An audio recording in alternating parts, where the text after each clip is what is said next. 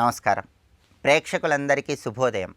ఈనాటి శుభయోగం శీర్షికన శుక్రవారం సందర్భంగా శ్రీ సూక్త శ్లోకాలలో ఉన్నటువంటి అంతరార్థం ఏంటో, అంతరార్థం తెలుసుకుంటూ శ్రీ సూక్తాన్ని పఠిస్తే ఎలాంటి విశేషమైన శుభ ఫలితాలు కలుగుతాయో పరిశీలిద్దాం. శుక్రవారం శ్రీ మహాలక్ష్మీదేవికి ఎంతో ప్రీతిపాత్రమైన రోజు. శుక్రవారం సందర్భంగా వేదములో చెప్పబడినటువంటి శ్రీ సూక్త శ్లోకాలను అంతరార్థం తెలుసుకుంటూ, భావం తెలుసుకుంటూ పఠించినట్లయితే శ్రీ మహాలక్ష్మీదేవి సంపూర్ణమైన అనుగ్రహానికి పాత్రులై ధనకనక వస్తువాహన ప్రాప్తిని సిద్ధింపజేసుకోవచ్చు. శ్రీ సూక్తంలో శ్రీ మహాలక్ష్మీదేవిని మనం ఎలా కీర్తిస్తున్నామంటే, తామ్మ ఆవహ జాతవేదో లక్ష్మీ మనపగామినీం యస్యాం హిరణ్యం ప్రభూతం గావో దాస్యో అశ్వాన్ విందేయం పురుషానహం అంటూ కీర్తిస్తున్నాం. ఈ శ్లోకంలో ఉన్నటువంటి అర్థాన్ని మనం పరిశీలిస్తే, తామ్మ ఆవహ జాతవేదో లక్ష్మీ మనపగామిని. జాతవేదుడంటే అగ్నిదేవుడు అని అర్థం. అగ్నిదేవుణ్ణి లక్ష్మీ మనపగామిని అంటే మా గృహానికి ఆహ్వానించు, మా గృహానికి వచ్చేలాగా చూడు అని మనం కీర్తిస్తున్నాం. ఎలాంటి లక్ష్మీదేవి కావాలో కూడా, ఎలాంటి లక్ష్మీ కటాక్షం కావాలో కూడా ఈ శ్రీ సూక్తంలో విశ్లేషణలో చెప్పడం జరిగింది. యస్యాం హిరణ్యం బంగారాన్ని అనుగ్రహించేటటువంటి లక్ష్మీదేవి, గావహ గోవులను అనుగ్రహించే లక్ష్మీదేవి, దాస్య సేవకులను అనుగ్రహించే లక్ష్మీదేవి, అశ్వాన్ గుర్రాలను అనుగ్రహించే లక్ష్మీదేవి, పురుషాన్ సేవకులను అనుగ్రహించే లక్ష్మీదేవి, వీటన్నిటినీ కూడా అనుగ్రహించేటటువంటి లక్ష్మీదేవిని మా గృహానికి వచ్చేలాగా అనుగ్రహించు అని అగ్నిదేవుణ్ణి ప్రార్థించడమే ఈ శ్లోకంలో ఉన్నటువంటి అంతరార్థం. అంటే అగ్నిదేవుడా, ఎవరి వల్ల అయితే నేను అపరిమితమైనటువంటి బంగారం, అపరిమితమైనటువంటి గోసంపద, అపరిమితమైనటువంటి సేవకులు వీళ్ళందరినీ పొందగలుగుతానో, వీళ్ళందరినీ ప్రాప్తించుకోగలుగుతానో, లక్ష్మీ మనపగామినీం, అలాంటి లక్ష్మీ స్వరూపం సంపూర్ణమైనటువంటి అనుగ్రహాన్ని కలిగింపజేసే విధంగా మా గృహానికి వచ్చేలాగా అనుగ్రహించు. మా గృహానికి వచ్చినటువంటి లక్ష్మీదేవి నన్ను వదిలి వెళ్లకుండా కృప చూడు అని ప్రార్థించడమే ఈ శ్లోకంలో ఉన్న అంతరార్థం. సహజంగా లక్ష్మీదేవి చెంచల అయినటువంటి లక్ష్మీదేవి స్థిరంగా గృహంలో ఉండి ఈ సంపదలన్నీ అపరిమితంగా శాశ్వతంగా ఉండిపోయేలాగా అగ్నిదేవుడు అనుగ్రహించాలి అని ప్రార్థించడమే ఈ శ్లోకంలో ఉన్న అంతరార్థం. ఆ తర్వాత శ్రీ సూక్త శ్లోకాలలో లక్ష్మీదేవిని ఎలా కీర్తిస్తున్నామంటే, ఆనంద కర్దమశ్చైవ చిక్లీత ఇతి విశ్రుతా ఋషయస్తే త్రయ ప్రోక్త స్వయాం శ్రీరేవ దేవత అంటూ కీర్తిస్తున్నాం. అంటే ఈ శ్లోకంలో ఉన్న భావాన్ని, అర్థాన్ని మనం పరిశీలిస్తే, ప్రతి మంత్రార్థంలో కూడా కొన్ని ప్రత్యేకమైనటువంటి ఋషి, ఛందస్సు ఇలాంటివన్నీ కూడా ఉంటాయి. వేదములో ఏ మంత్రం చెప్పినా ఆ మంత్రానికి ఒక అధిదేవత ఉంటుంది, ఋషి ఉంటాడు, ఛందస్సు ఉంటుంది. ఇక్కడ శ్రీ సూక్త మంత్రాలలో 3 ఋషుల గురించి చెప్తున్నారు. ఈ శ్రీ సూక్తంలో 3 ఋషులు ఉంటారు. ఆ 3 ఋషులను కూడా ఈ శ్లోకంలో మనం స్మరించుకుంటున్నాం. అందుకే ఇక్కడ ఆనంద కర్దమశ్చైవ చిక్లీత ఇతి విశ్రుతాహ అంటూ కీర్తిస్తున్నాం. అంటే ఈ శ్రీ సూక్తానికి ఆనందుడు, కర్దముడు, చిక్లీతుడు, ఈ 3 కూడా ఈ సూక్తంలో ఋషులుగా ఉన్నారు. ఋషయస్తే త్రయ ప్రోక్త స్వయాం శ్రీరేవ దేవత అంటే ఈ సూక్తంలో ఉన్నటువంటి ఋషులు ఈ సూక్తానికి అధిదేవత అయినటువంటి శ్రీ మహాలక్ష్మీదేవి అనుగ్రహాన్ని మాకు కలిగింపజేయాలి అని ఈ శ్లోకం ద్వారా ప్రార్థిస్తున్నాం. ఎప్పుడైనా సరే ఒక మంత్రం సిద్ధించాలంటే ఆ మంత్రానికి ఏ ఋషి ఉన్నాడో తెలుసుకుని ఆ ఋషిని కూడా ప్రసన్నం చేసుకోవాలని మంత్రశాస్త్రంలో చెప్పారు. శ్రీ సూక్తానికి ప్రధానంగా 3 ఋషులు ఉన్నారు. ఆనందుడు, చిక్లీతుడు, కర్దముడు అని 3 ఋషులు ఉన్నారు. కాబట్టి ఆ 3 ఋషులను ప్రసన్నం చేసుకోవటానికి ప్రార్థన చేస్తూ ఈ శ్రీ సూక్తానికి అధిదేవత అయినటువంటి లక్ష్మీ కటాక్షాన్ని కలిగింపజేయమని ఆ ఋషులను కూడా ప్రార్థించడమే ఈ శ్లోకంలో ఉన్నటువంటి అంతరార్థం. కాబట్టి అంతరార్థం తెలుసుకుంటూ శ్రీ సూక్తాన్ని పఠించడం ద్వారా శ్రీ మహాలక్ష్మీదేవి సంపూర్ణమైన అనుగ్రహానికి ప్రతి ఒక్కరూ సులభంగా పాత్రలు కావచ్చు. రేపటి శుభయోగం శీర్షికన శనివారం సందర్భంగా శనిగ్రహ మూర్తిత్వం బట్టి 12 రాశులకి ఎలాంటి ఫలితాలు కలుగుతాయో పరిశీలిద్దాం. నమస్కారం.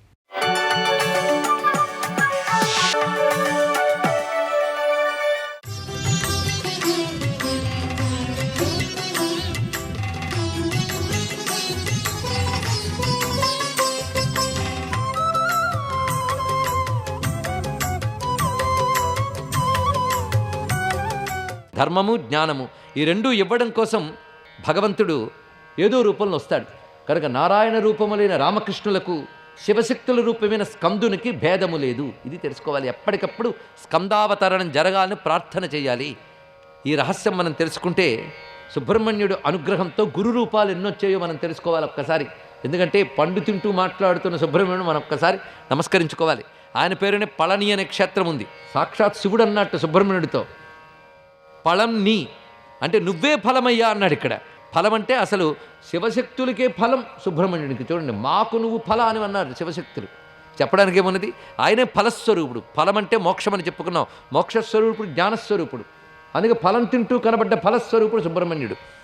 అలాంటి సుబ్రహ్మణ్యుని అవతారం గురు రూపాలుగా వస్తూ ఉంటుంది. కనుకనే ఆచార్యమూర్తుల్లో సుబ్రహ్మణ్యుని పరిశీలించాలి. శంకర భగవత్పాదుల వారు సాక్షాత్ శివుడు. మనం గురు పరంపరను పేరు పెట్టుకున్నాం కనుక అది కూడా ప్రస్తావన చేస్తున్నాం. సాక్షాత్ శివుడు వేదాంతాన్ని ప్రతిష్ఠ చేయడానికి వస్తే శివుడి కంటే ముందు సుబ్రహ్మణ్యుడు వచ్చాడు. ఎందుకంటే వేదంలో ధర్మము జ్ఞానం అని రెండు చెప్పుకున్నాం కదా. ధర్మము కర్మ రూపంలో ఉంటుంది, జ్ఞానము విచారణ రూపంలో ఉంటుంది. విచారణ రూపమైన జ్ఞానం చెప్పడం కోసం వచ్చిన వారు ఆదిశంకరులు.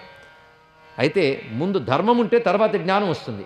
ఆ ధర్మము కర్మరూపం గనక వేదములో చెప్పిన కర్మజ్ఞానాన్ని మనకు అందించడానికి శంకరుల కంటే ముందు ఒక ఆయన వచ్చాడు. ఎందుకంటే వేదం రెండు భాగాలన్న ధర్మము జ్ఞానము.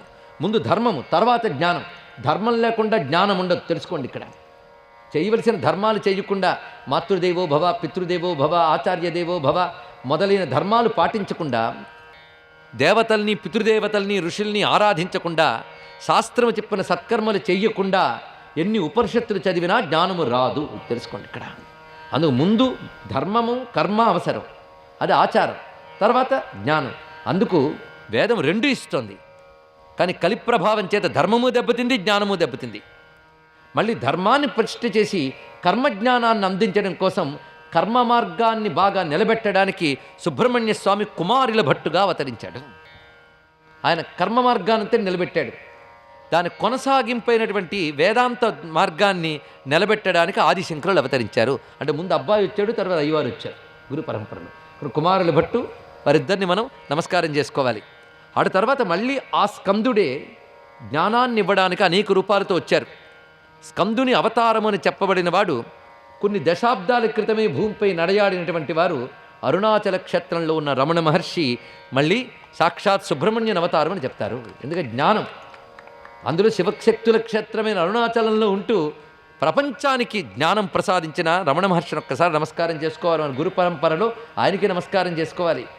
ఎక్కడైతే వేద విజ్ఞానం ఎవరి ద్వారా లభిస్తుందో వారిని మనం గురువుని నమస్కరించుకోవాల్సిందే. అందుకు అహం బ్రహ్మాస్మి అనే వేదాంత వాక్యానికి సాక్షాత్తు ఉదాహరణ అయినటువంటి మహానుభావులు రమణ మహర్షి. ఆ మహర్షి సాక్షాత్తుగా సుబ్రహ్మణ్యుని అంశ అని చెప్తారు ఇక్కడ. అలాంటి ఆ మహానుభావుడు తాను కదలకుండా తన చుట్టూ ప్రపంచాన్ని కదిలించుకున్న మహానుభావుడు రమణ మహర్షి. తాను కదలకుండా అరుణాచలంలో అచలంగా ఉన్నాడు. ప్రపంచాన్ని చుట్టూ ప్రదక్షిణ చేసింది, నేడు చేస్తోంది. రమణుల్ని తలంచుకుంటూ ఈ దేశం యొక్క గొప్ప జ్ఞానాన్ని ప్రపంచానికి చాటి చెప్పి అక్కడికి విదేశాలకు వెళ్ళి చెప్పినటువంటి స్వామి వివేకానంద, రామతీర్థ, పరమహంస యోగానంద మొదలైన గురువులు కొందరైతే అక్కడికి వెళ్లకుండానే అక్కడి వాళ్ళని ప్రభావితం చేసిన రామకృష్ణ పరమహంస, రమణ మహర్షి, శ్రీ శ్రీ శ్రీ చంద్రశేఖరేంద్ర సరస్వతి స్వామివారు మొదలైన వారికి నమస్కారం చేస్తున్నాం. మరొక ఆశ్చర్యకరమైన విషయం ఏంటంటే సుబ్రహ్మణ్యుడు వచ్చాడు కనుక ఇంత చెప్పుకుంటున్నాం. కాంచీపురంలో సుబ్రహ్మణ్యుడు, కానీ ఆ సుబ్రహ్మణ్యుడు గురు పరంపరగా ఎలా వచ్చాడో చెప్పుకుంటున్నాం ఇక్కడ. ఒక్కసారి మన చంద్రశేఖరేంద్ర సరస్వతి స్వామి వారిని తలంచుకుంటే వారు పూర్వాశ్రమనామం స్వామినాథన్. స్వామినాథన్ అంటే సుబ్రహ్మణ్యుడు. ముత్తుస్వామి దీక్షితుల వారు స్వామినాథ పరిపాలయాసు మాం స్వప్రకాశ వల్లీశ గురుగుహ దేవసేనేశ స్వామినాథ అన్నారు. స్వామినాథుడు అంటే సహజంగా సుబ్రహ్మణ్యుడి పేరు కనుక మా చంద్రశేఖరేంద్ర సరస్వతి స్వామి వారు కూడా సాక్షాత్ సుబ్రహ్మణ్య స్వరూపునే. అందుకే శివశక్త్యాత్మకం గనకనే ఆయన శివశక్తులు ఇద్దరు తత్వాన్ని ప్రపంచానికి అందించి ఆనాడు ఆదిశంకర భగవత్పాలు వారు ఎంత చేశారో అంతకు ఏమాత్రం తక్కువ కాకుండా సనాతన ధర్మాన్ని రక్షించిన మహాత్ములు ఆయన. ఆయన ద్వారా వేదధర్మం ఎలా రక్షింపబడింది, సనాతన ధర్మం ఎలా రక్షింపబడింది అంటే కథలు కథలుగా చెప్పుకోవచ్చు. ఆయన కేవలం మహిమలు చూపించారని చాలామంది అనుకుంటారు. కానీ ఆసేతు సీతాచలం పర్యటించి వేదధర్మాన్ని రక్షించారు. వేదాన్ని నమ్ముకున్న వారికి నీడ కల్పించారు. అంటే ఒకవేళ వేదధర్మానికి దెబ్బ తగులుతున్న కాలంలో మహానుభావుడు ఆవిర్భవించి వేదధర్మాన్ని రక్షించాడు, తన ఉనికితో ప్రభావితం చేశారు, తన బోధతో కరుణించారు ఆ మహానుభావులు. చెప్పి ప్రబోధించారు, తను ఉండి ప్రబోధించారు ఇక్కడ. ఎందుకంటే ఒక జ్యోతి వెలుగుతూ ఉంటే చాలు, చీకటి తనంత తాను పోతూ ఉంటుంది. చంద్రశేఖరేంద్ర సరస్వతి స్వామివారు నడయాడుతుంటే ఆనాడు ప్రపంచంలో అలముకున్న అజ్ఞానం అంతరించిపోయింది ఆ మహానుభావుడి కునికి చేత. ఆసేతు సీతాచలం పర్యటించిన వారు కాలినడకన తిరిగారు ఆ మహానుభావుడు. తన జీవిత కాలంలో ఏ వాహనము ఎక్కనటువంటి మహానుభావుడు. శాస్త్రము వర్ణించిన యతి ధర్మాన్ని తూచా తప్పకుండా పాటించిన మహాత్ముడండి ఇక్కడ. స్వస్తి.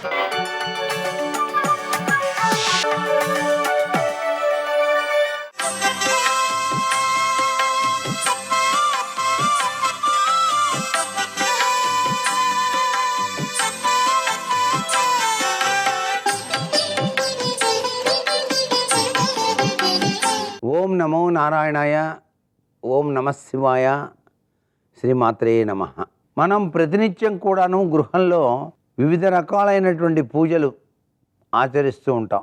ఆ పూజలు ఆచరించేటప్పుడు వాడినటువంటి వివిధ రకాలైనటువంటి పుష్పాలు మరునాడు పూజ చేసే సమయంలో తీసేటువంటి విధి విధానంలో మనం పాటించవలసినటువంటి కొన్ని నియమాలు కూడా ఉన్నాయి. ఏమిటి అవి అంటే, ఆ పుష్పాలు తీసేటప్పుడు గబగబా ఈ 5 వేళ్లతో తీయకూడదు.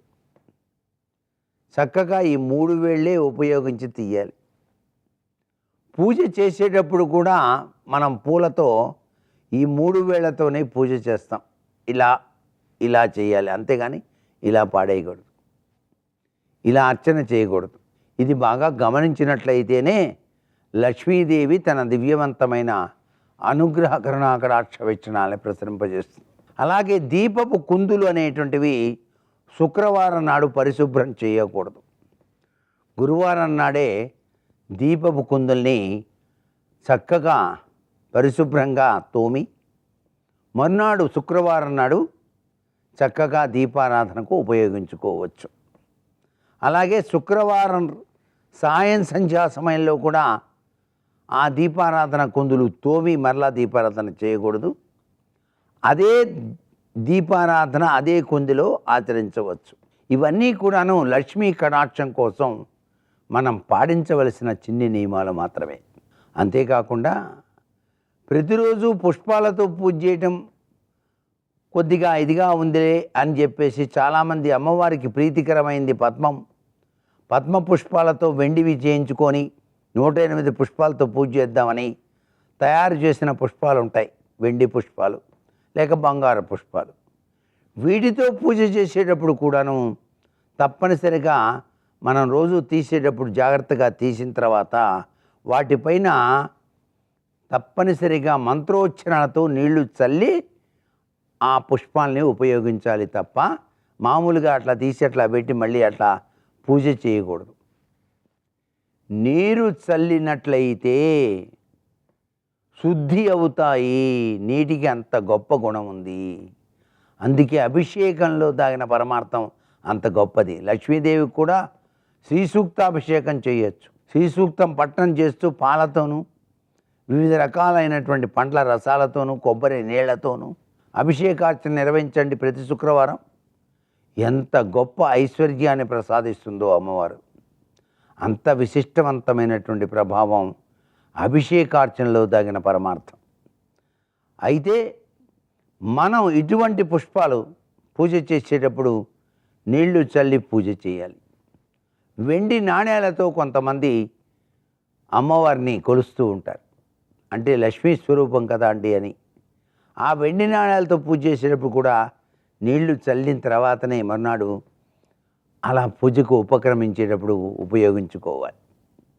ఇవన్నీ కూడా గమనించినట్లయితేనే పూజలో తగిన పరమార్థానికి తగిన ఫలాన్ని ఆ దివ్య తత్వంలో ఉన్నటువంటి పరమేశ్వరుడు పరమేశ్వరి లక్ష్మీదేవి అనుగ్రహాన్ని ఇస్తారు అనే విషయాన్ని గుర్తెరుగుదాం. సర్వే జనా సుఖినో భవంతు.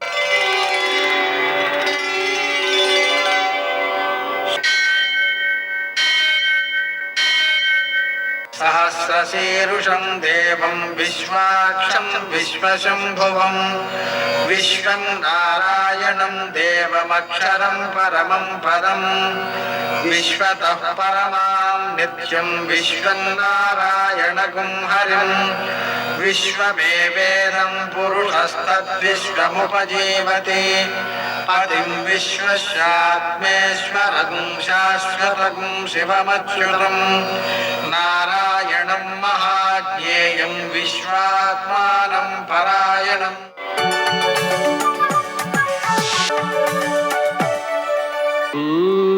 శౌర్యమథేందురింద్రపదవీ సన్మంగళం మంగళం.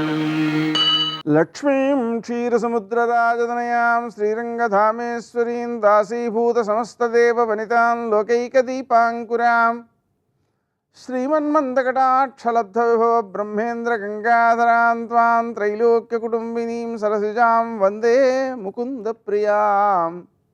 నేటి కాలమాన విశేషాలను గమనిద్దాం. స్వస్తి శ్రీ చాంద్రమాన క్రోధినామ సంవత్సరం దక్షిణాయనం గ్రీష్మఋతువు ఆషాఢమాసం కృష్ణపక్షం శుక్రవారం. సూర్యోదయం 5:57 సూర్యాస్తమయం 6:48. తిథి షష్ఠి రాత్రి 11:32 వరకు. నక్షత్రం ఉత్తరాభాద్ర మధ్యాహ్నం 2:31 వరకు. వర్జం రాత్రి 1:46 నుంచి 3:16 వరకు. దుర్ముహూర్తం ఉదయం 8:31 నుంచి 9:23 వరకు. మరల మధ్యాహ్నం 12:45 నుంచి 1:40 వరకు. అమృతకాలం ఉదయం 10:04 నుంచి 11:33 వరకు. రావుకాలం శుక్రవారం కాబట్టి ఉదయం 10:30 నుంచి 12 గంటల వరకు. అష్టక వరకు రీత్యా శుభప్రదమైన సమయం ఉదయం 10:10. ఈరోజు విశేషాలు. 1. శుక్రవారం కావడం వల్ల లక్ష్మీనారాయణులకు మారేడు దళాలతో అర్చన చేసుకోవడం, లక్ష్మీ అష్టోత్తర శతనామ స్తోత్రాన్ని 108 సార్లు, లక్ష్మీ హృదయం 5 సార్లు, కనకధారాస్తవం 3 సార్లు పారాయణ చేసుకోవడం వల్ల అనుభవయోగ్యమైనటువంటి సంపద ఏర్పడుతుంది. అలాగనే అమృతకాలము శుభ సమయము కలిసి వచ్చాయి ఉదయం 10:10. ఆ కారణంగా అనారోగ్యవంతులు మందులు కొనుక్కోలేని వాళ్ళకి మనం మందులను అందించడం ద్వారా వాళ్ళకి తొందరగా అనారోగ్యాలు తగ్గుతాయి అమృతకాలం కాబట్టి. అలాగనే మనం చేసినటువంటి ఈ ఔషధ దానం వలన అభయదాన ఫలితం వస్తుంది. ఇంకా 1,000,000 కపిల గోదానములను చేసిన ఫలితం 1,000,000 రెట్లే వస్తుంది. ఇలా అసంభవమైనటువంటి కార్యాల యొక్క ఫలితాలను కూడా మనం సులభంగా సాధించడానికి అనువైన సమయం దానం, ముఖ్యంగా ఔషధ దానం. అలాగనే ఈరోజు ఉన్న విశేషాల్లో ప్రదోషం ఒకటి ఉందండి. ఆ కారణంగా శుక్రవారం ప్రదోషం కాబట్టి లక్ష్మీ స్వరూపమైనటువంటి మారేడు దళాలతో అర్చించుకోవడం ద్వారా సకల పాపక్షయం, 3 జన్మల పాపాన్ని హరించేటువంటి శక్తి ఒక్క మారేడు దళానికి ఉంది. కాబట్టి మనం ఆ ప్రదోష సమయం అంతా 1:12 కూడా సూర్యాస్తమయం నుంచి 1:12 ఆ మారేడు దళాలతో అర్చన చేసుకోవడం ద్వారా సకల పాపక్షయమై సంపూర్ణానందం సిద్ధిస్తుంది. నేటి ఆణిముత్యాలు.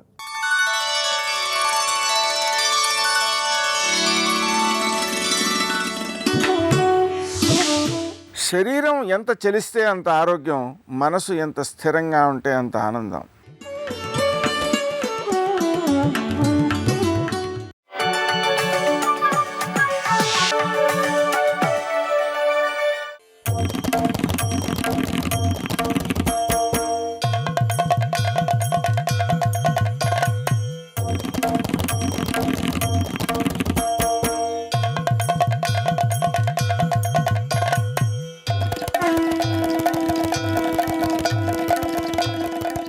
కుడి చేయి ఎడం చేతిని కొట్టేసి ఎడం చేయి కుడి చేతిని కొట్టేసి ఈ రెండు వచ్చి తగులు ఆడుకుని నాకు వచ్చి ఎప్పుడన్నా చెప్తాయా? చెప్పు. ఎందుకు దెబ్బలాడుకో అంటే రెండు పైగా ఈ చేయిని పెట్టింది అనుకోండి, ఈ చేయి చేసే పని ఈ చేయి చేసి పెడు. అంతేగాని నేను ఎప్పుడు నీలా నిప్పెట్టించుకోలేదు, నీ పని కూడా నీ చేయడం ఏమిటి, నీ చేయను అనేం అందం. చెప్పినా చెప్పకపోయినా కుడి చేయి చేయలేకపోతే ఎడం చేయి చేస్తుంది, ఎడం చేయి చేయలేకపోతే కుడి చేయి చేస్తుంది. అలా శివ శివా అని కనపడుతున్నది ఒక్కటే. అందుకే తత్వమునందు రెండు కలిపే చేస్తాయి ఒక పని. ఇప్పుడు ఆవిడ రక్షించిందా ఆయన రక్షించిందా అంటే ఇద్దరూ రక్షించారనే చెప్పాలి తప్పించి అమ్మవారే అడ్డు పెట్టిందండి లేకపోతే అయ్యవారు గిల్లేసిరండి అనకూడదు. అయ్యవారు గిల్లేసినండి అన్నాను అనుకోండి, ఎప్పుడు చెప్పాలంటే ఆ మాట అలా కాబట్టి భయపడి జాగ్రత్తగా ఉన్నాడండి, ఇంకెప్పుడు అల్లరి చేయలేదు, 5, 4, 5, 3 ఇలా లెక్కలు పెట్టుకోలేదండి. ఆయన చక్కగా 4 ముఖాలతో వేదం చెప్తూ సృష్టికర్తగా అలా ఉన్నాడు. పరమశివుడు కూడా ఇక ఆయన జోలికి వెళ్ళలేదు. పిల్లాన్ని ఓసారి కొట్టాడు, చక్కగా పిల్లాడు చదువుకుని వృద్ధిలోకి వస్తున్నాడు. అదే పైన ఏమిటి నేను కొట్టి చాలా రోజులు అయిందిరా, 3 నెలలు అయింది రా కొడతానంటాడా తండ్రి? ఎందుకంటాడు? అనడు. ఆనాటి నుంచి ఈనాటి వరకు బ్రహ్మగారికి 4 తలకాయలే. అంటే మళ్ళీ ఆయన దోషం చేయలేదు, శంకరుడు ఆయన జోలికి వెళ్ళలేదు.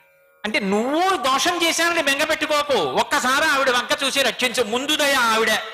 ఎందుకని అహంస్ఫురణ, ముందు దయగా కదలిక ఎవరంటే ఆవిడే. అందుకే ఏ రూపాన్ని మీరు చెప్పండి, దయగా ఆవిడుంటుంది, శక్తిగా ఆవిడుంటుంది. శ్రీ మహావిష్ణు తత్వంగా చెప్పారనుకోండి, ఆవిడ హృదయ నివాసిని, గుండెల్లో ఉంటుంది. వేదాంత దేశికులని మహాపురుషులు వారు దయాశతకము అని చేశారు. అమ్మవారి పేరు మీద దయాశతకం చాలా అద్భుతంగా ఉంటుంది. ఆ దయాశతకంలో వేదాంత దేశికులు చెప్పినట్టు ఆ అమ్మ కరుణాస్వరూపిణి, అందుకే గుండెల్లో ఉంటుంది. ఈశానాం జగతోస్య వెంకటపతేర్విష్ణోః పరాం ప్రేయసీం తద్వక్షస్థల నిత్యవాసరసికాం తక్షాంతి సంవర్ధినీం పద్మాలంకృత పాణిపల్లవ యుగాం అని ఆ తల్లి ఎటువంటిది అంటే వాత్సల్య స్వరూపిణి అని కీర్తిస్తాం. ఆ తల్లి భగవంతుని యొక్క దయ రూపాన్ని పొందితే అమ్మవారు, భగవంతుని యొక్క అహంస్ఫురణ నేనన్న భావన ఒక రూపాన్ని పొందితే అది అమ్మవారు. కాబట్టి ఇప్పుడు అమ్మవారు ఏం చేస్తుంటుంది? ఎప్పుడూ రక్షిస్తూ ఉంటుంది.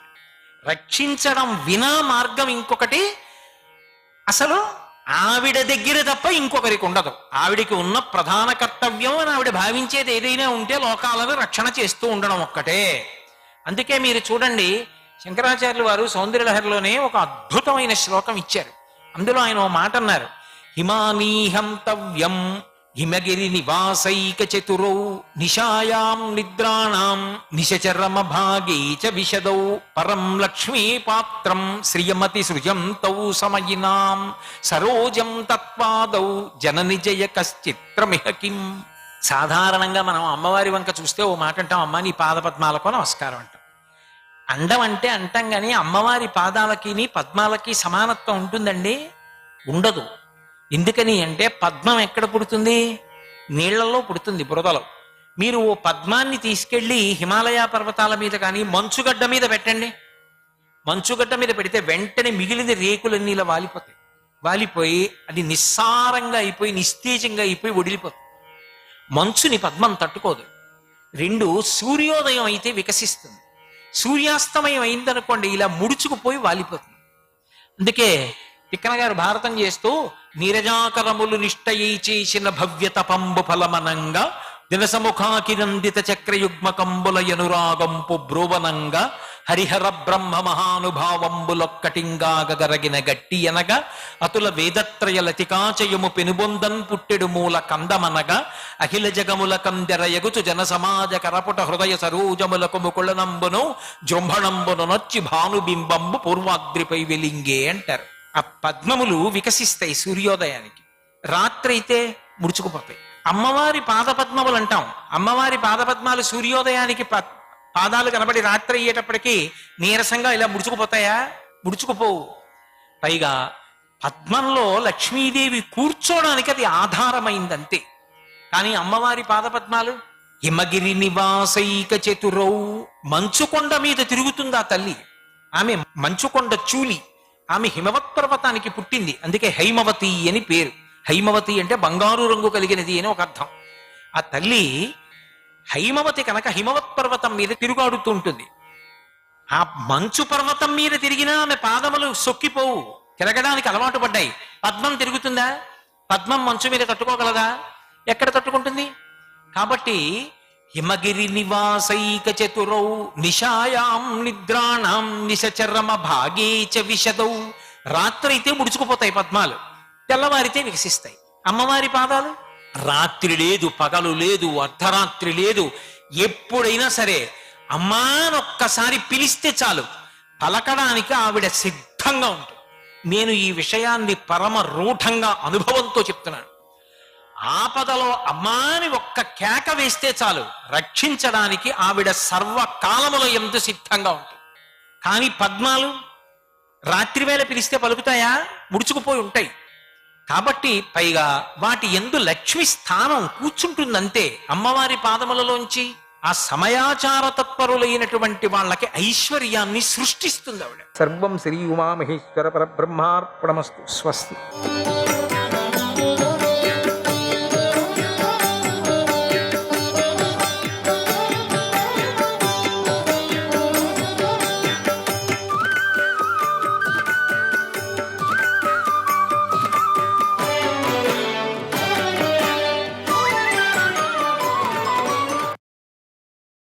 మానసిక దుఃఖాలన్నిటికీ మూల కారణం చిత్త విభ్రమం. ఆ చిత్త విభ్రమం లేదా అనిష్టం వచ్చి పడటం, ఇది తప్ప మూడవ కారణం ఉండదు. ఇలా ఎన్నో రకాల దుఃఖాలు మానవుని వెంటబడుతూ ఉంటాయి. అలాగే విషయాసక్తి వలన పుట్టే దుఃఖాలు కూడా ఉన్నాయి. జరా మృత్యూహి భూతానాం ఖాదితారౌ వృకావివ ఖాదితారౌ వృకావివ బలినాం దుర్బలానాంచ బలినాం దుర్బలానాంచ హ్రస్వానాం మహతామపి హ్రస్వానాం మహతామపి. ముసలితనం, మృత్యు అనేవి ప్రాణులన్నిటినీ తోడేళ్లలాగా మరింగేస్తాయి. వాటికి బలవంతుడు బలహీనుడు అనేది లేదు, పొట్టివాడు పొడుగువాడు అనే తేడా కూడా లేదు. సముద్రమే సరిహద్దుగా కల భూమినంతటినీ గెలిచినవాడు కూడా ముసలితనాన్ని, మరణాన్ని తప్పించుకోలేడు. సుఖం వా యది దుఃఖం సుఖం వా యది దుఃఖం భూతానాం పర్యుపస్థితం భూతానాం పర్యుపస్థితం. ప్రాప్తవ్యమవశై సర్వం పరిహారో న విద్యతే పరిహారో న విద్యతే. ప్రాణులకు వచ్చినది సుఖమైన దుఃఖమైన అనుభవించి తీరాలి, దాన్ని తప్పించుకునే మార్గమే లేదు. ఈ జరామరణాలు మరో విధంగా ఉంటే బాగుండును అనుకుంటారు అందరూ మానవులు. కానీ బాల్యంలోనో, నడి వయసులోనో, చివరి వయసులోనో ఇవి వచ్చే పడతాయి, తప్పించుకోలేం. అప్రియాలు కలగటం, ప్రియమైన వానితో వియోగము, మేలు కీడు, సుఖము దుఃఖము అన్నీ అదృష్టాన్ని అనుసరించి వస్తాయి. ప్రాణుల జనన మరణాలు, లాభ నష్టాలు ఇవన్నీ అదృష్టం వల్లనే వస్తాయి. సుఖ దుఃఖాలు వస్తాయి పోతాయి. విద్వాంసుడు వాటిని అనుసరించి ప్రవర్తిస్తాడు. ఆసనం, శయనం, వాహనం, ప్రయాణం, ప్రయత్నం, పానం, భోజనం ఇవి ప్రాణులన్నిటికీ కాలాన్ని బట్టి ఏర్పడతాయి. వైద్యులు కూడా రోగులు అవుతారు, బలవంతులు బలహీనులు అవుతారు. ఇలా కాలం తారుమారు కావటం విచిత్రంగా ఉంటుంది. మంచి వంశంలో పుట్టడం, వీర్యం, ఆరోగ్యం, రూపం, సౌభాగ్యం, సుఖం అనుభవించడం ఇవి అదృష్టాన్ని బట్టే లభిస్తాయి. విధిచేష్ట విచిత్రంగా ఉంటుంది. ఆడపిల్లలే కావాలా అన్నవాడికి మగపిల్లలే కలుగుతారు, మగపిల్లలే కావాలన్న వారికి ఆడపిల్లలే కలుగుతారు. ఏం చేస్తావు? రోగం, అగ్ని, జలం, ఆయుధం, ఆకలి, ఆపదలు, విషం, జ్వరం, మరణం, ఉచ్చస్థితి నుండి పడిపోవడం ఇవన్నీ ప్రాణి నిర్మాణంలో అదృష్ట రూపంలో ఉన్న సేతువు ద్వారా నడుస్తాయి. దానిని దాటిపోవటం కానీ బయటపడటం కానీ కనపడదు, దాటాల్సిందే. అదృష్టం వశాత్తు ఒక్కొక్కడు దాన్ని అతిక్రమించి ముక్తుడవటము కనిపిస్తుంది. ధనవంతుడు యువకుడుగానూ చనిపోవడం చూస్తున్నాం. ఇలా కాలం చేత ఇష్ట విషయాలను, అనిష్ట విషయాలను సర్వ ప్రాణులు సృష్టిస్తున్నాయి. కానీ దీనికి కారణం కనిపించదు కదా. వాయువు, ఆకాశం, అగ్ని, చంద్రుడు, సూర్యుడు, పగలు, రాత్రి, నక్షత్రాలు, నదులు, పర్వతాలు వీటిని ఎవడు చేస్తున్నాడు? ఎవడు భరిస్తున్నాడు? చలి, వేడిమి, వర్షము ఇవి కాలాన్ని బట్టి మారుతున్నట్లే మనుష్యులకు సుఖదుఖాలు వచ్చిపోతూ ఉంటాయి. జరామరణాలతో కూడిన మానవుణ్ణి మందులు, మంత్రాలు, హోమాలు, జపాలు కాపాడు. యథా కాష్టంచ కాష్టంచ యథా కాష్టంచ కాష్టంచ సమేయాతాం మహౌదదౌ సమేయాతాం మహౌదదౌ సమేత్య చ వ్యపేయాతాం సమేత్య చ వ్యపేయాతాం తద్వద్భూత సమాగమక తద్వద్భూత సమాగమక. మహాసాగరంలో కట్టే కలుసుకుంటాయి, మళ్ళీ విడిపోతాయి. మహాసముద్రం అట్లా పోతాయి, కలుసుకొని పోతూ ఉంటాయి. ఆహా మన ఇద్దరం జోడి, మన ఇద్దరం బాగున్నాం, మన ఇద్దరం ఆ ప్రవాహం వచ్చింది, అట్లా పోతాం. ఎన్నో జన్మలలో వేల కొద్ది తల్లిదండ్రులను, వందల కొద్ది పుత్రులను, భార్యలను పొంది ఉన్నావు. మొగుళ్ళను కూడా పొందావు. వారు ఎవరి వారు, మనం ఎవరి వారము? ఏ జీవుడికి ఎవడు ఏమీ కాడు, వీడెవడికి ఏమీ కాడు. భార్య, చుట్టం, స్నేహితులు మొదలైన వారితో కలయిక, దారిలో ఇతరులతో కలయిక లాంటిదే. ఎక్కడున్నాను, ఎక్కడికి వెళతాను, ఇదే మన జీవితం. ఇది అట్లనే ప్రపంచమంతా బస్టాండు. ఎవరో ఏమో కలిసి ఉన్నాం, 100 సంవత్సరాలంతే, ఇట్లా పోతాయి. నువ్వెవరో నేనెవరో, ఎక్కడికి వెళతాను, నేనెవడిను, ఇక్కడ ఎందుకున్నాను, దేని గురించి ఎందుకు విచారించాలి, ఇలా ఆలోచించి మనసును నిలుపుకోవాలి. ఈ సంసారం అనిత్యమైనది, కానీ నివసించటానికి ఇష్టమైనది. ఇది చక్రంలా తిరుగుతూ ఉంటుంది. సోదరుడు, తల్లి, తండ్రి, స్నేహితుడు వీరంతా మనకు దారిలో కలిసిన వారే. వీళ్ళంతా ఏదో దారిలో ఫ్రెండ్స్. పూర్వం మన పరలోకాన్ని చూడలేదు కదా, ఇప్పుడు అది ప్రత్యక్షంగా కనబడదని పండితులకు తెలుసు. కానీ వేదాలను కాదనకుండా మేలు కోరేవాడు దానిని నమ్మాలి. విద్వాంసుడు పితృకార్యాలను, దైవ కార్యాలను యథావిధిగా చేయాలి. ధర్మం అతిక్రమించని కార్యాలను ఆచరించాలి. ఆ యజ్ఞాలు చేయాలి. ధర్మార్థ కామాలను నిష్ఠతో అనుసరించాలి. కాలమనే ఈ సముద్రము లోతైనది. ఇందులో జరామృత్యువులనే మొసళ్ళుంటాయి. ఈ సముద్రంలో లోకమంతా మునిగిపోతుంది సముద్రంలో. కానీ దీనిని ఎవడూ తెలుసుకోవటం లేదు.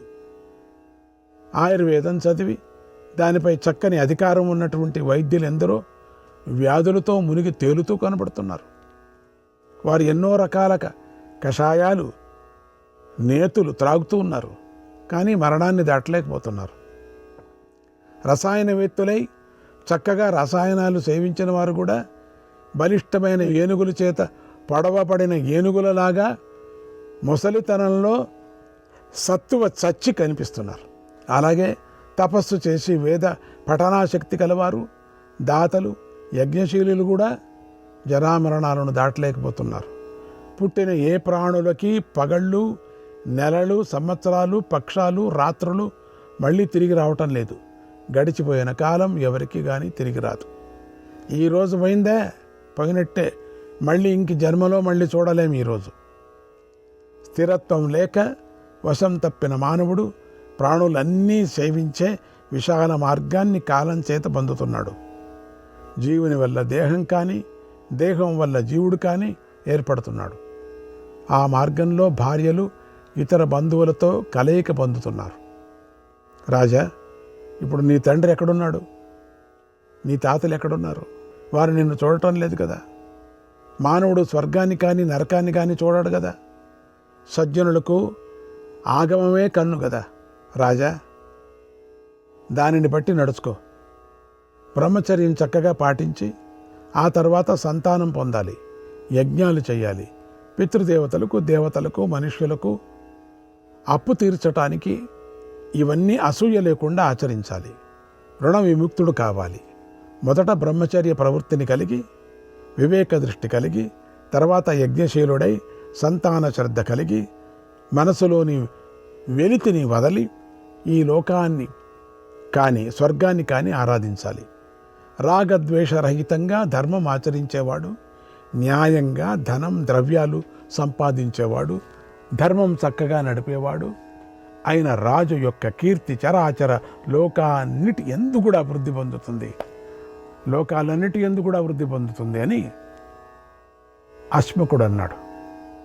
జనకుడు సమగ్రమై పూర్ణ హేతువులు గల ఈ ఉపదేశం విని తెలుసుకొని పరిశుద్ధమైన బుద్ధితో అశ్మకుడికి వీడ్కోలు పలికి తన శోకాన్ని పోగొట్టుకొని ఇంటికి వెళ్ళాడు. ధర్మరాజా, అలాగే నీవు శోకం విడిచిపెట్టి లే, సంతోషం పొందు. క్షత్రధర్మంతో నీవు భూమిని జయించు, దాన్ని చక్కగా అనుభవించు, సందేహించకు అన్నాడు వ్యాసుడు. శ్రీకృష్ణాయ పరమాత్మనే నమః. 29వ అధ్యాయం. వ్యాసుడి బోధ విని ధర్మపుత్రుడైన అంటే యుధిష్ఠిరుడు మౌనం వహించాడు. వ్యాసుడు ఆ విధంగా మాట్లాడతారు కదా. అప్పుడు అర్జునుడు కృష్ణుడితో ఇలా అన్నాడు, మాధవ, ఈ ధర్మజుడు బంధువులందరూ చనిపోవడం వలన శోకంతో పరితపిస్తూ శోకసాగరంలో మునిగిపోయాడు. నువ్వు అతన్ని ఓదార్చు. ఎందుకంటే అప్పటి నుంచి కృష్ణుడు ఏం మాట్లాడలేదు, అందుకని కృష్ణుడిని మాట్లాడమని అడుగుతున్నారు. కృష్ణ, మేమందరము మళ్ళీ చాలా దిగులుతో ఉన్నాం. ఎందుకంటే ఈ ధర్మజుడు ఒకవేళ ఒక తీర్మానం తీసుకుంటే వెనక్కి రాడు, మాకు తెలుసది. ఇప్పుడు ఎట్లన్నా కానీ వెనక్కు మళ్ళించాలా. మేమంతా అయిపోయింది చెప్పి అందరూ వ్యాసుడు చెప్పారు, ఇక నువ్వు ఒక్కడే ఉండేది, నీ మాట వింటాడు. వినకపోయినా కూడా శోకం పోగొడితే ఆయన ఏమైనా మేము చేయించుకోవచ్చు అని అందరూ ప్రార్థన చేసినప్పుడు అర్జునుడు కృష్ణునితో ఇలా అనగానే పుండరీకాక్షుడైనటువంటి అచ్యుతుడు ధర్మరాజు వైపు తిరిగాడు. కృష్ణుడు ధర్మరాజుకు అతిక్రమింపరాని వాడు. ఎప్పుడు చిన్నప్పటి నుండి ప్రీతి విషయంలో అర్జునుడి కంటే ధర్మరాజుకు కృష్ణుడే అధికం. మహాబాహువైనటువంటి కృష్ణుడు ధర్మరాజు చేతిని దృఢంగా పట్టుకొని సరస సల్లాపాలతో ఇలా అన్నాడు, మా కృతాగ పురుష వ్యాఘ్ర శోకం త్వం గాత్ర శోషణం, శోకం త్వం గాత్ర శోషణం నహితే సులభ భూయః, నహితే సులభ భూయః ఏకతాస్మిన్ రణాజిరే, ఏకతాస్మిన్ రణాజిరే. పురుషశ్రేష్ఠ, శరీరాన్ని శుష్కింపచేసేటువంటి శోకం నీవు పొందుతున్నావు. మామూలుగా ఎవరైనా శోకం ఉంటే, దుఃఖం వస్తే వాళ్ళు సరిగా తినరు, సరిగా నిద్రపోరు, దుఃఖం ఉండేవాళ్ళకు. అప్పుడు అయ్యేది ఏంటి అంటే శరీరం శుష్కించిపోతుంది, రోగాలకు దాసుడైపోతుంది. అట్లా నీవు ఇక్కడ ఇప్పుడు అటువంటి విచారాన్ని నువ్వు పొందరాదు. ఈ యుద్ధరంగంలో చనిపోయిన వారందరూ కూడా మళ్ళీ నీకు తిరిగి రారు కదా. కలలో దొరికినవన్నీ మెలకువ రాగానే మాయమైపోతాయి కదా. అలాగే మహాయుద్ధంలో వెళ్ళిపోయిన రాజులందరూ ఇక కనబడరు, అదొక కళ. ఆ వీరులందరూ యుద్ధంలో ఎదురెదురుగా నిలిచి పోరాడారు, ఓడిపోయారు. వీరిలో ఒక్కరు కూడా వెన్నుపోటు పొడవలేదు కదా, పారిపోతుంటే పడగొట్టలేదు. వీరందరూ కూడా తమ ప్రాణాలు ఒడ్డి యుద్ధం చేశారు, శస్త్రాలతో పవిత్రులై స్వర్గానికి వెళ్ళారు. వారిని గురించి విచారింపరాదు. క్షత్రధర్మం మీద ఆసక్తి కలవారు, వేదాంగ పారంగతులు, శూరులు, పుణ్యప్రధానమైనటువంటి వీరులు, గతిని పొందిన రాజులు ఎందరో కూడా ఉన్నారు కదా. నువ్వు వాళ్ళని గురించి ఎందుకు నీకు తెలిసి కూడా ఈ విధంగా నువ్వు దుఃఖించడం, ఇట్లా చిన్నపిల్లల్లాగా ఏడ్చటం ఏమో బాగలేదనిపిస్తుంది నాకు. ఈ విషయంలో పుత్రశోకంతో ఆర్తుడైన శృంజయునికి నారదుడు చెప్పిన ప్రాచీన ఇతిహాసం ఇలా చెప్పుకుంటారు. నారదుడు అంటున్నాడు, శృంజయ, నువ్వు నేను ప్రజలందరూ సుఖదుఖాలు విడవకుండానే చచ్చిపోతాం. దానికి ఏడవడం ఎందుకు? పూర్వం వెళ్ళిపోయిన మహారాజులు మహాత్మ్యాన్ని చెప్తాను విను. మనస్సు ఎప్పటికీ స్థిరపరచుకో, దాంతో నువ్వు దుఃఖం వదిలిపెడతావు. మహానుభావులై చనిపోయిన రాజులను గూర్చి విని సంతాపాన్ని పోగొట్టుకో.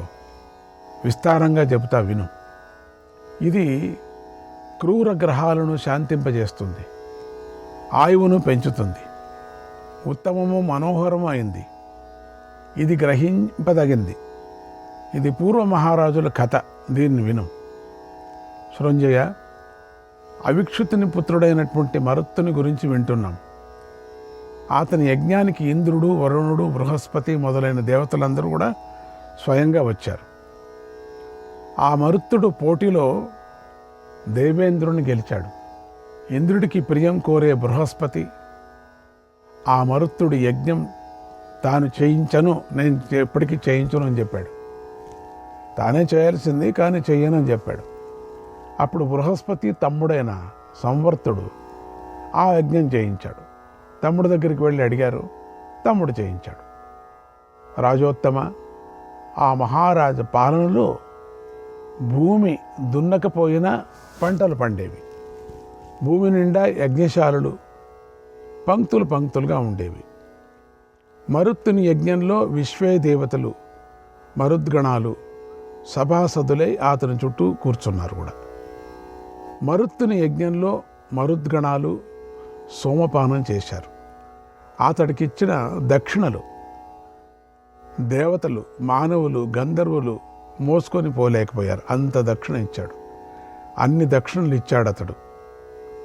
ఒకటి ధర్మము, జ్ఞానము, వైరాగ్యము, ఐశ్వర్యము అనే 4 భద్రాలు అతని నీకంటే ఎక్కువగానే ఉన్నాయి.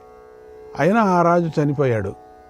అంత యజ్ఞం చేసి దేవతలందరూ ఆ యజ్ఞానికి వచ్చి కూర్చునేవాళ్ళు. ఆయన రాజ్యంలో భూమి దున్నకనే ఏ పంట కావాలన్నా ఆ పంట పండేది. అటువంటి రాజే చనిపోయాడు. నీ కొడుకు కంటే అతడు చాలా పుణ్యం చేశాడు. అందుచేత నీ పుత్రుని గురించి పరితపించుకో. సృంజయ, 4 భద్రాల్లోనూ నిన్ను మించినవాడు నీ కుమారుని కంటే మిక్కిలి పుణ్యం గల అంగుడే మరణించాడంటే నీ కుమారుని గురించి నీవు విచారించడం ఎందుకు? విచారించుకో. సృంజయ, ఉషీనరుని పుత్రుడైన శిపిచక్రవర్తి కూడా మరణించాడు. అతడు ఈ భూమిని అంతటినీ చర్మంలాగా కప్పివేసినవాడు. పెద్ద రథఘోషతో భూమి అంతా ప్రతిధ్వనింపజేస్తూ ఒకే రథంతో భూమిని అంతటినీ జయించి ఏకఛత్రంగా పరిపాలించాడు. శ్రీకృష్ణాయ పరమాత్మనే నమః.